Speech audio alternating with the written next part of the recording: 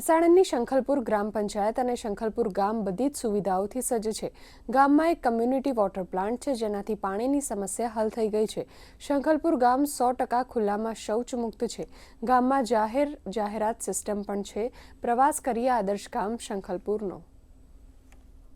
આજે મારું શંખલપુર ગ્રામ પંચાયત અને શંખલપુર ગામ હર સુવિધાથી સજ્જ છે।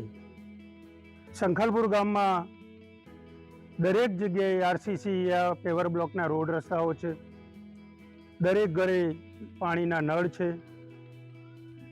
ગામમાં રોજે રોજ સાફ સફાઈના વર્કરો કામ કરતા હોય છે અને એ જે કચરો હોય એના માટે ડોર ટુ ડોર રોજે રોજ કલેક્શન થાય છે। એ કલેક્શન થાય એના માટે ડમ્પિંગ સાઇટ બનાવેલી છે, ત્યાં આગળ એ કચરાનો નિકાલ કરવામાં આવતો હોય છે। શંખલપુર ગામમાં સામૂહિક એક આરઓ પ્લાન્ટ છે કે જે પાણીની સમસ્યા હતી એનું પણ નિરાકરણ થઈ ગયું। શંખલપુર ગામ 100% ઓડીએફ છે।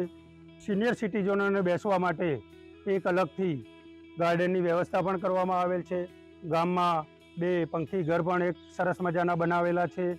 ગામમાં નાનું દવાખાનું છે, આરઓ પ્લાન્ટ પાણીનો સુવિધા તે પણ કરી આપી છે અને ગામમાં રોડ રસ્તા બી કમ્પ્લીટ હમણાં થઈ ગયા છે। ગામવાળા પણ હમણાં ઉર્જા બચાવવા માટે, પાણી બચાવવા માટે બધા સપોર્ટ કરી રહ્યા છે।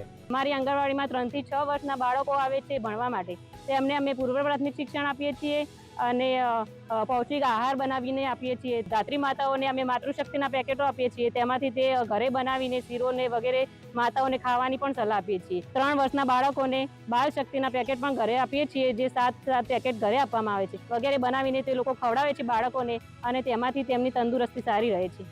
બીજું કે ગામની સુરક્ષા માટે ગામમાં સીસીટીવી કેમેરા પણ લાગેલા છે અને ગામમાં કોઈ સૂચન કે પંચાયત તરફથી કોઈ સૂચના આપવાની હોય તો એના માટે ગામમાં એક પબ્લિક એનાઉન્સમેન્ટ સિસ્ટમ પણ લાગેલી છે।